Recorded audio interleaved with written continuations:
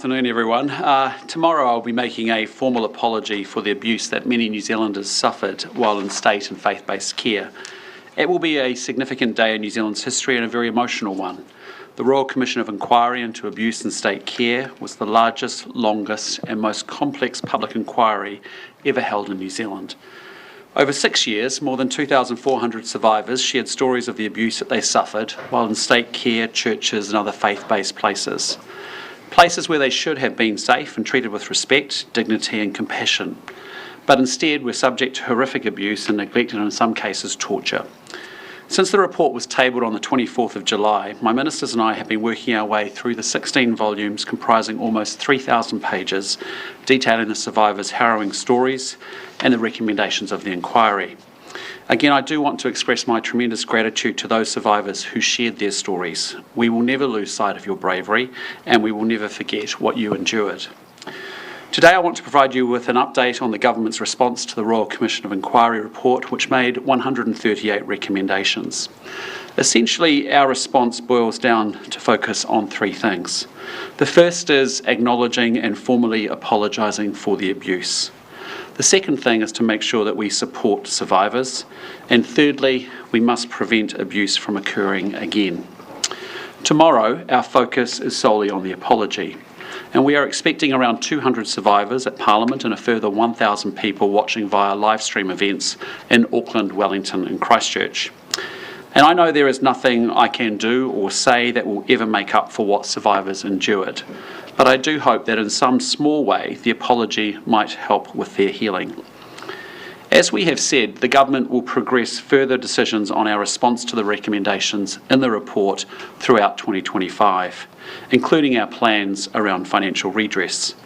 But to demonstrate our commitment to change, an omnibus bill that will introduce a range of measures to improve the safety of children and vulnerable adults in state care will have its very first reading in Parliament tomorrow, immediately following the apology.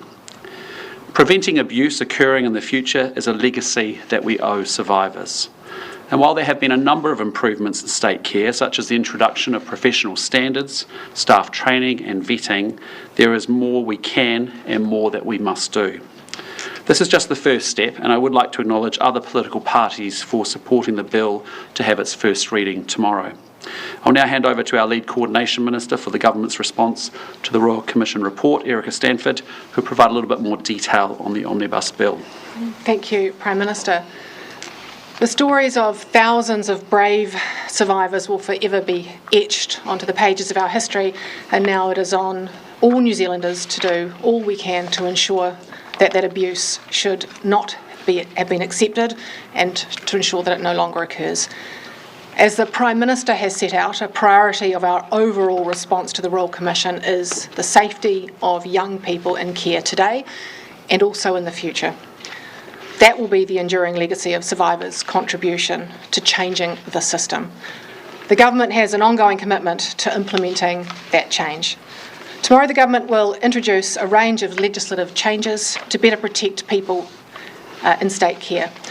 The Responding to Abuse in Care Legislation Amendment Bill will have its first reading at 2 o'clock following the delivery of the National Apology.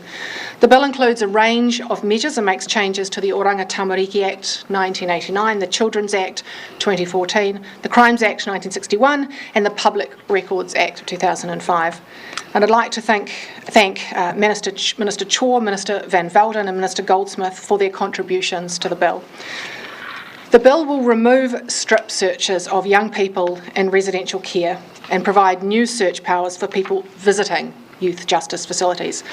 It will address current gaps in the Children's Act by preventing people with overseas convictions associated with serious harm from working with children. It will amend the Crimes Act to include disability in the definition of a vulnerable adult. This will make it explicit that those that are caring for disabled adults owe them a statutory duty of care. The bill will also enforce better record keeping by government agencies. Many survivors have faced challenges accessing their records, and many records of care that were kept were inadequate or inaccurate. While there have been many improvements in state care, such as the introduction of professional standards, staff training and vetting, there is much more that we can do, that can be done, and the government will continue to carefully consider the Royal Commission's recommendations carefully and respectfully. Back to you, Prime Minister. Thank you, Erica. Before we get into any questions, I'll just quickly run through the week ahead as there's quite a lot going on. Obviously, Tuesday will be focused on the apology and the first reading of the Omnibus Bill. There will be no question time.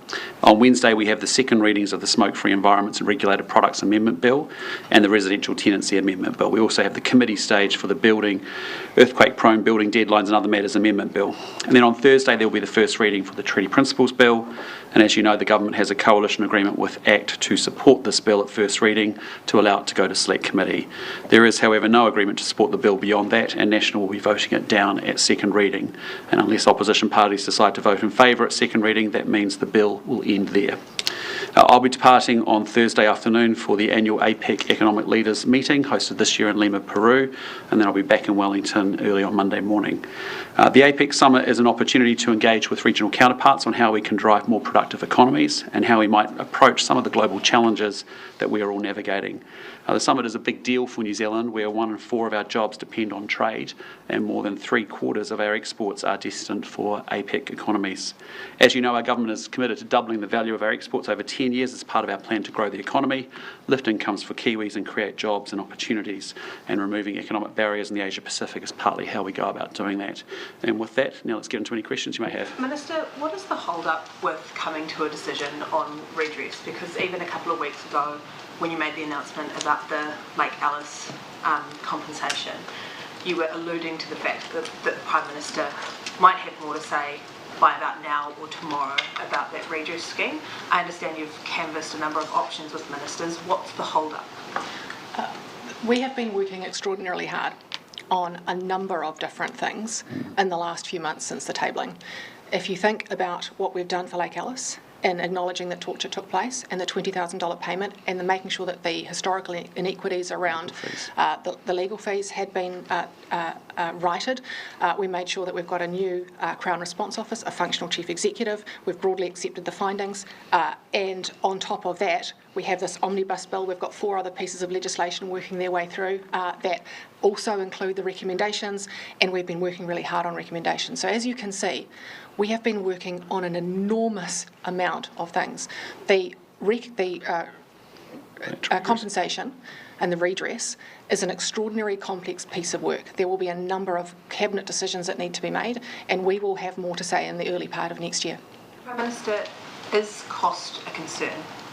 Look, our focus really has been making sure in the 3.5 months since the report was tabled, exactly as Erica alluded to, that we are doing everything we can to immediately start to make sure our systems and our operating processes ensure this doesn't happen again.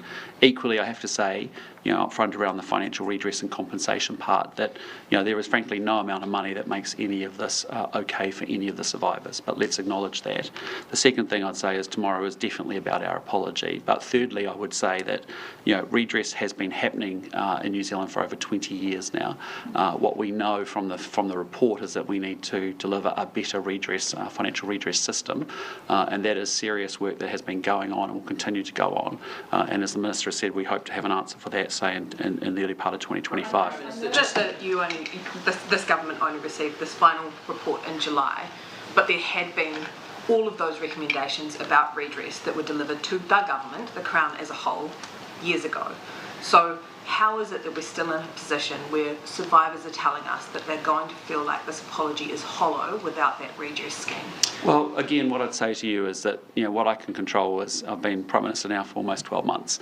I can tell you since we engaged with the report coming into the Parliament, as you know, through June and then into July, where it was formally tabled, we immediately have formed a team of ministers that work on this regularly. We meet regularly, often many times a week, trying to work out how we can advance this and move this forward. So I appreciate that for people tomorrow, they would love to have all the answers, and I would too.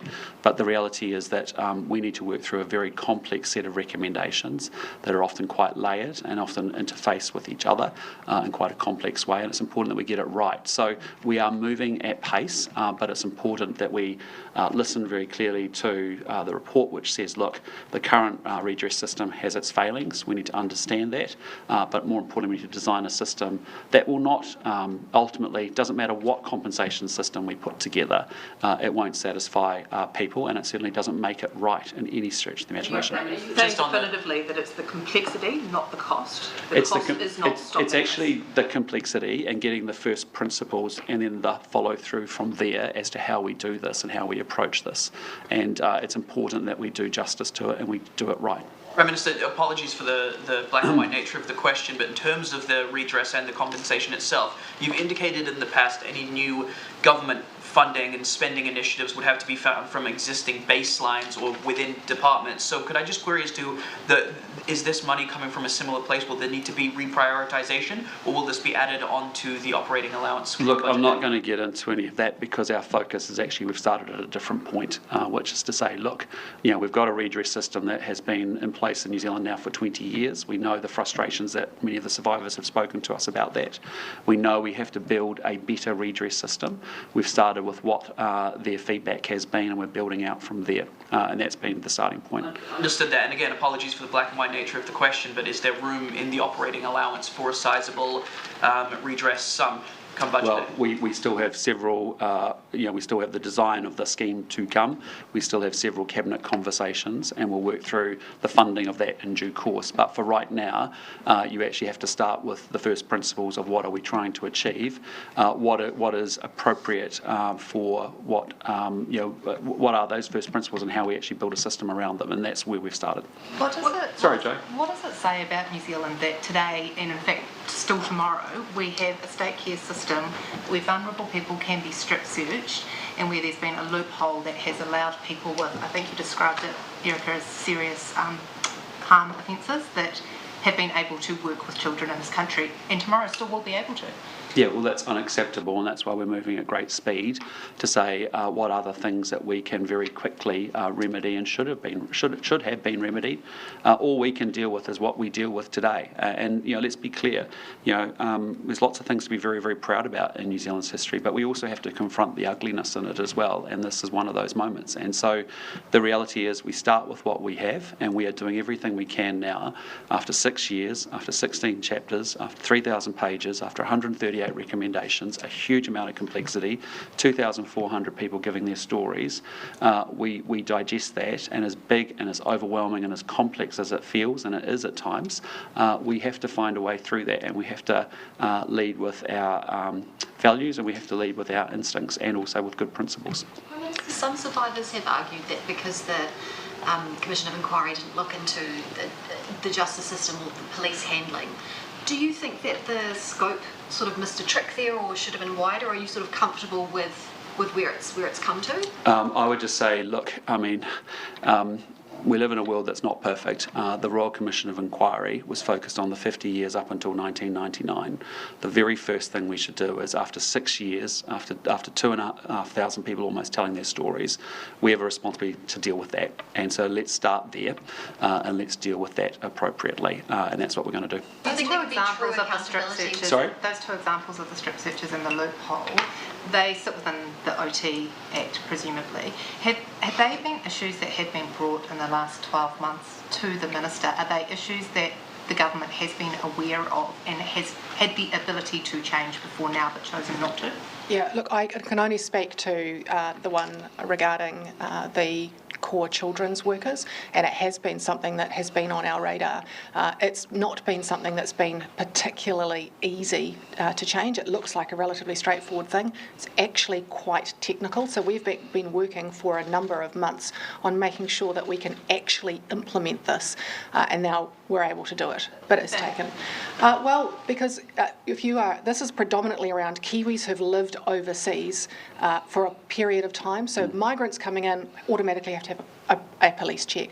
This is for Kiwis who are here, who've lived overseas for a period of time. So being able to access police records from countries particularly that it's not easy to do it through, it may have been a long time ago, so we've had to work through all those issues and get an idea of the scale of the potential issue, and make sure that we are able to do it in a certain time frame. For example, we weren't able to implement it immediately because people aren't able to access their records immediately. So we've had to work through a number of technical issues, but I'm confident where we're at is a good place. Is it going to have an impact on the workforce, do you think? The advice that I've had from my officials is that they don't think that this will affect a huge amount of people. It's quite limited, but frankly, if it's one person and one child, that's enough. And so that's why it was important. And I think, as you point out, Joe, I mean, in 2024, these are the standards that we need to have in place. And just assuming it's fine, she'll be right, isn't good enough. And so we have to constantly be constructively dissatisfied with our processes. And this won't all be perfectly resolved either. We're going to have to continually keep working at it. And so where there are opportunities to improve our safeguarding and our protection of children, we have to continue to do that work. Prime Minister, just further to Joe's question, obviously removing strip searches, but in the bill itself, you're still talking about situations where there would be pat-down searches required in some instances. In what circumstances would a pat-down search of a child be required?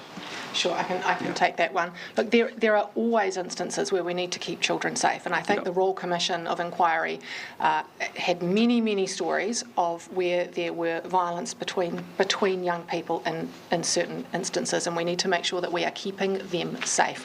And there will always be a need to make sure that there isn't contraband. Now, in this bill, it talks about personalised search plans, which means we're being very focused on how we do it, when we do it, who is doing it, and that it is made very clear in advance with that young person that this is what's going to happen. So just returning to compensation, will that be part of budget 2025? Yes, it will need to be, yes. That will be a line item in there? Yes. And there's spending that may even be needed to keep moving through the process before we get to budget as well. But look, I mean, we will deal with those issues and the funding side of it. What's important for us is the design, and given all the feedback we've had from the redress design group, that's what we're trying to digest right now. In the design, are you still negotiating over who will be covered? Because there are sort of a number of recommendations in the report as to whether family or whānau of those who've passed in the meantime waiting for redress would be eligible to get that redress. Is that something that Cabinet has come to agreement on yet? There are a range of ongoing conversations. Eligibility is obviously one of them. Yep. Minister Stanford, you've obviously been working on this for quite some time. Can I just ask for your reflections ahead of tomorrow, how you're feeling right now, how this is all personally sitting with you? Thanks for thinking of me, Jason. I'm extraordinarily nervous, actually. I met with a number of survivors this morning, and they are extraordinarily emotional. It's going to be a huge day for them, and I want to make sure we get it right tomorrow. We have been poring over every little detail tomorrow to make sure we have all of the supports in place, that we get everything right. We learnt some lessons from the tabling, that we don't want to make those mistakes again. And so we have been extraordinarily busy in the last little while to make sure tomorrow goes as well as it possibly can, because it is a huge day. It's not only the last 6 years of the Royal Commission, but actually many of these people have been fighting for decades, for their whole lives, to get to the point where the Prime Minister will apologise and acknowledge them, and it is hugely significant. And so I want tomorrow to go really well, as I think everyone does. What did the survivors tell you this morning, ahead of the apology tomorrow? What was their message to you, and subsequently what was your message to them? Actually, as always, the very first thing out of their mouths was asking how I was doing. And it's extraordinary, given what they've been through, that their first question is, Minister, how are you doing?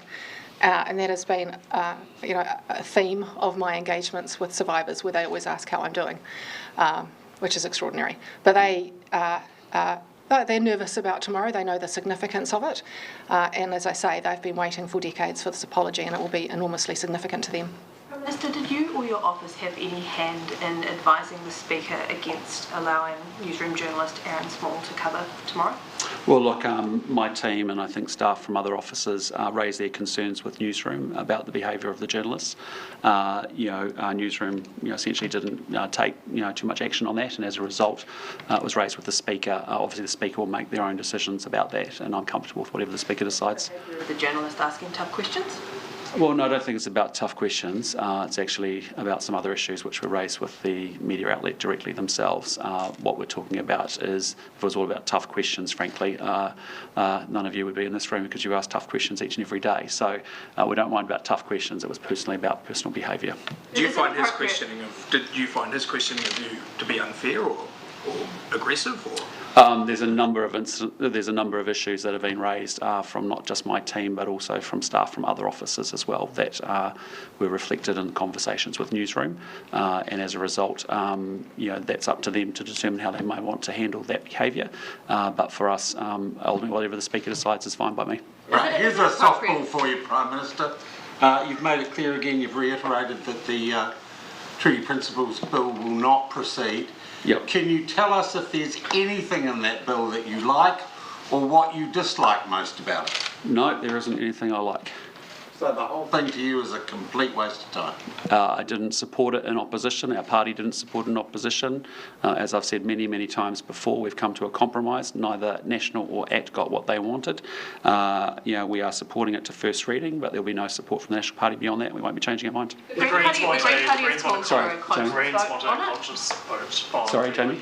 The Greens want a conscience vote on the Treaty Principles Bill. Would you support that? No, we have a coalition agreement and a commitment that we need to uphold and honour, and we will. Why not let your MPs voice their own opinion? Because we're in an MMP environment. It's a modern MMP environment. It's a maturing one. It means that our parties, when they have a mandate to form a government, as the National Party did, we need to work with other parties to do exactly that. And this is what we've decided to do in our coalition agreement, and it reflects that. But as I said, we won't be supporting it beyond the first reading. When the Hikoi arrived, Sorry? What do you make of the depth of feeling amongst some of the protesters taking part in the Hikoi at the moment? Yeah, look, I understand it. There's immense frustration in Māoridom around this Treaty Principles Bill, and I understand why, and I get that. But equally, as I've said, we are supporting it to first reading, and it won't be supported beyond that. Claire? When the Hikoi Do you have any, just still on the Hikoi, have you had any briefings on the plans for when they hit Auckland, and do you have a message for those on the Hikoi? Yeah, look, I mean, my key message really is that, we want all New Zealanders to have the right to a peaceful protest. It's really important to me. We're expecting a large crowd. I certainly would urge everyone involved to stay safe and to be safe. I'd certainly, as I said before, I understand the depth of feeling from Māori around the Treaty Principles Bill. I think some of them are fearful that we will change our mind. We will not be changing our mind. We will not be supporting it at second reading. But my real desire is, look, everyone has a right to protest legally and peacefully, and importantly, we want them to stay safe. Have you given any thought to whether or not you will go out and meet them or accept a delegation from the Hikoi once they get to Wellington to come and talk to you? Personally, I'm really open to that, but we'll wait and see where it gets to. Sorry, can I just follow up with that? You're personally open to going and addressing the Hikoi when it arrives to Parliament? Yeah, or meeting people, representatives from the Hikoi, but we'll work our way through that in due course. Yep. Do you think that you or one of your ministers will actually go out there to speak? There'll be an opportunity for representatives from various different political parties to go out there and speak. Will the National Party or the government be one of them? Look, again, we'll work our way through that. As I said, I'm open to it, but we'll see where we get to. Minister, you've said that nothing about the bill that you like. There's nothing about the bill that you like. You're not letting a conscience vote. Your name is going to be on record as voting for that bill. How does that make you feel? Well, as I've said many, many times before, we live in a mature MMP environment, just like we see throughout Western Europe. You have a number of parties come together to form a government.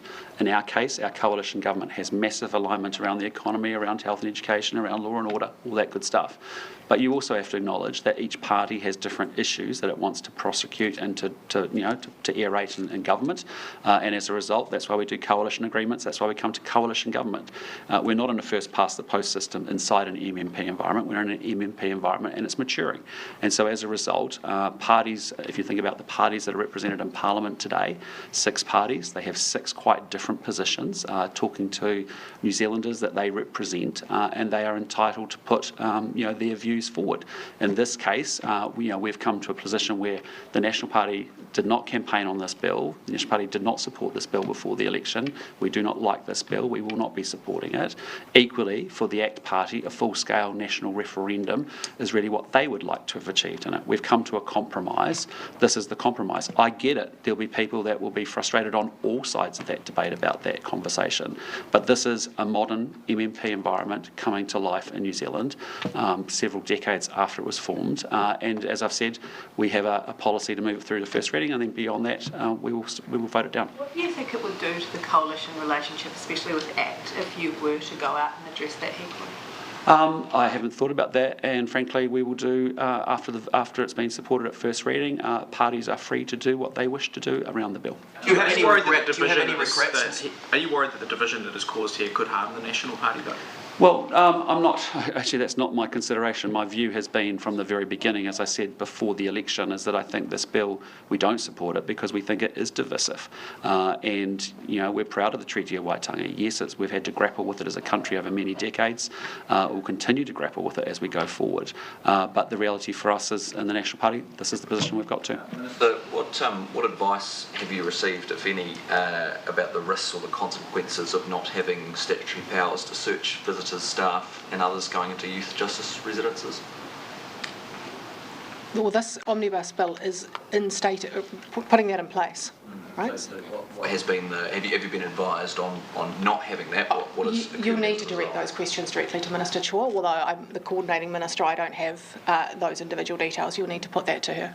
To Joe's question earlier, you mentioned that there would be a limited number of people impacted by the aspect around the overseas workers, yes. Or people coming from overseas rather. Have you got a number? I may do. I'll have to go back and have a look. I can't remember off the top of my head, and I don't have it on me. But they did say it was likely to be limited in their estimations. Reflecting on. Has Cabinet decided on a Crown Observer for Wellington? Minister Brown will make announcements about that shortly. So you have decided who's to be appointed as Crown Observer for Wellington? Again, I'll let Minister Brown talk to that very shortly. How soon is shortly? Shortly. Prime Minister, as you...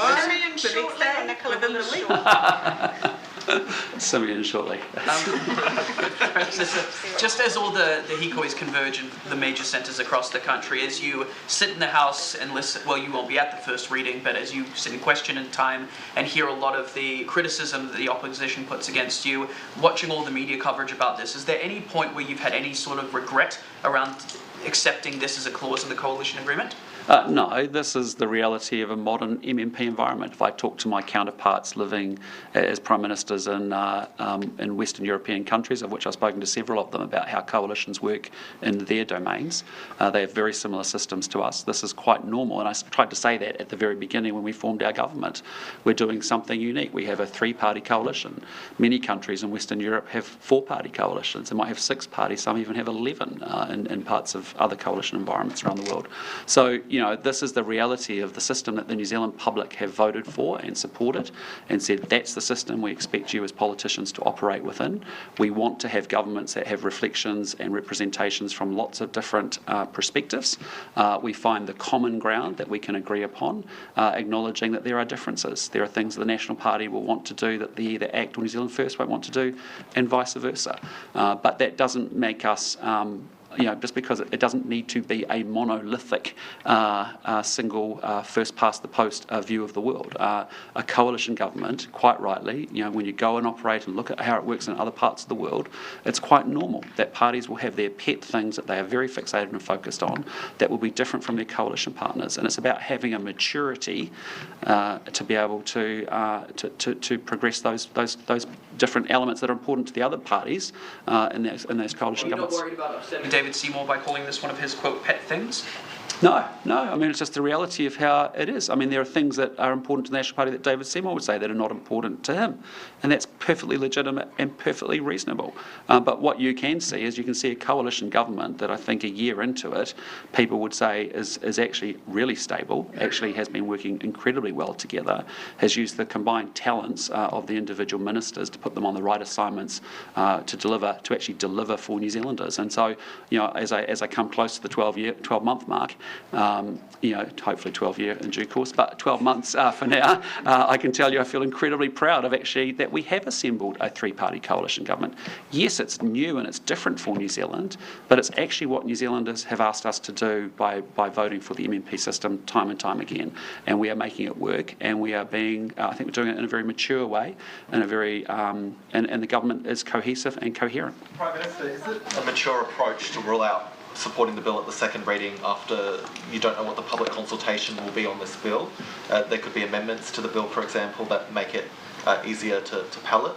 Is that a mature way to approach this? Well, again, our view is that we have not supported this bill from the very beginning.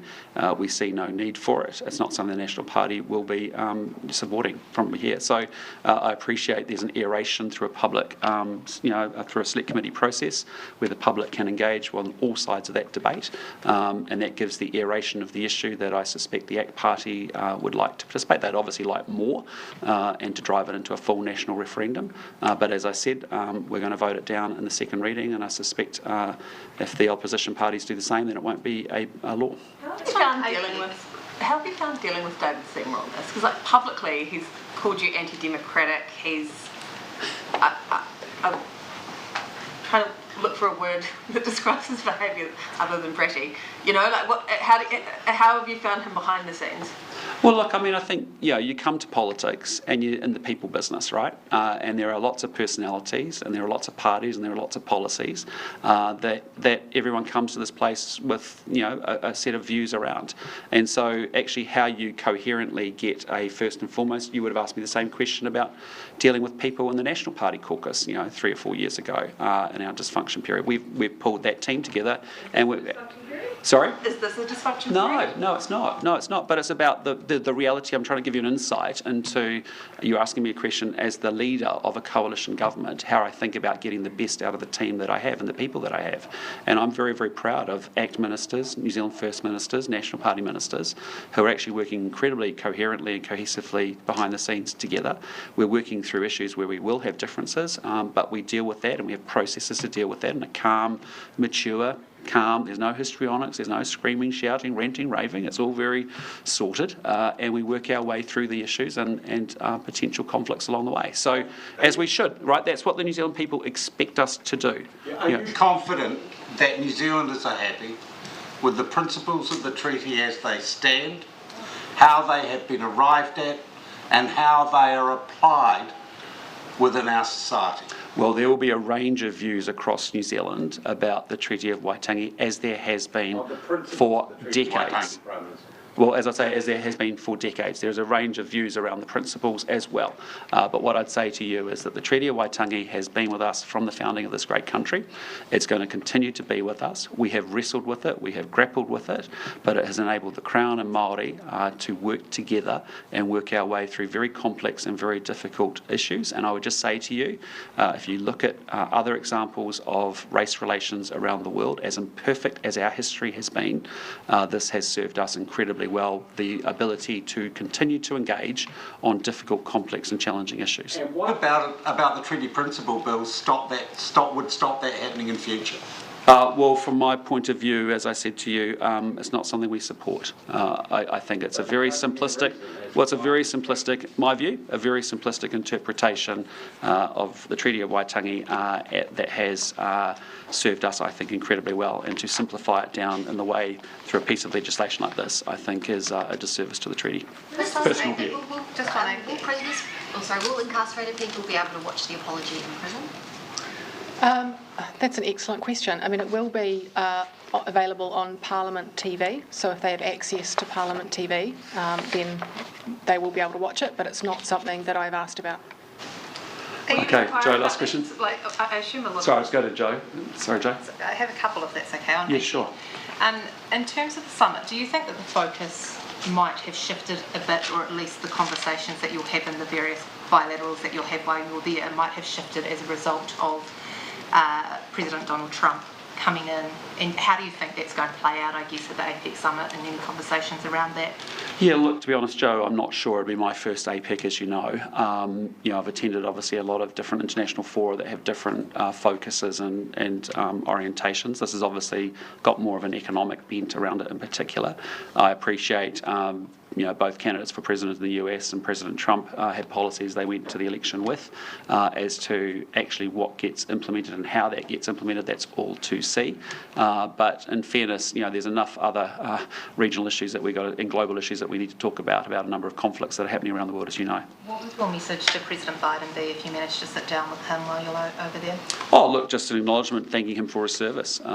Certainly in his era, I think there were some very good progress made throughout the Indo-Pacific region. I think about the relationship strengthening between Japan and Korea and Northeast Asia alongside the US and the work that has been useful with respect to North Korean sanctions in particular. I think about we've seen more US engagement in the Pacific Islands, which has been a good thing. Whether it's the current or an incoming administration, the American relationship's important to us. It's a long-standing one, a really important one. We stand up for a set of values, as you know. We have lifted our intensity in the Indo-Pacific region. We take a leadership role partnering with our friends in the Pacific Island nations. We hope and will expect and continue to work with the Americans across the region. That answer flows nicely to if you sit down with President Xi Jinping, what will the message be there? Well, very consistent. It's again a long-standing relationship for over 50 years. It's one that we are incredibly proud of as well, because we have been able to obviously build out to our largest trading partner. It's gone from $2 billion to $38 billion worth of two-way trade since the Free Trade Agreement in 2008. We still think there are huge areas of where we can cooperate as two countries around climate change, people-to-people connections, energy, renewables, and obviously a lot of export-import type activity as well, trade activity. We also acknowledge up front, and as I did with Premier Lee and would do with President Xi, that we will have differences, and where we have them, we call them out, we talk about them with each other, publicly, privately, consistently, predictably, and so that will continue. But for us, for New Zealand, as you know, we're working incredibly hard to re-energise and to lift the intensity of all of our relationships in a bilateral sense and through different regional and global forum as well. Do you anticipate the change of the US president will alter that bilateral that you potentially have with President Xi Jinping as well, though?